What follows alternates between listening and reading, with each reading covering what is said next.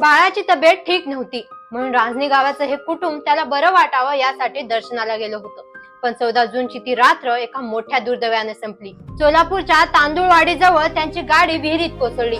गाडी चालवताना ड्रायव्हरचं झालेलं दुर्लक्ष आणि रस्त्यावरचा सुरक्षेचा अभाव या एका चुकीमुळे 8 जणांचा जीव गेला. 6 महिन्यांचा समर्थ बाळासह आपलं हस्तखेळतं कुटुंब डोळ्या देखत पाण्यात विरून जाताना पाहणं हे त्या वाचलेल्या नातेवाईकांसाठी किती वेदनादायी असेल याची कल्पनाही करवत नाही. त्या रात्री स्थानिक तरुणांनी जीव धोक्यात घालून 4 वर्षाचा एका मुलासह 6 जणांना बाहेर काढलं. पण 8 निस्पाप जीव वाचू शकले नाहीत.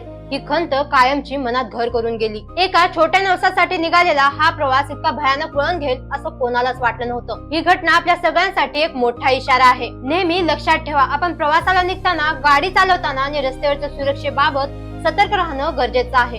सुरक्षित प्रवासाची काळजी घ्या, कारण तुमच्यावर अनेक जीवांची जबाबदारी असते. अशा दुर्दैवी घटना पुन्हा घडू नयेत हीच अपेक्षा.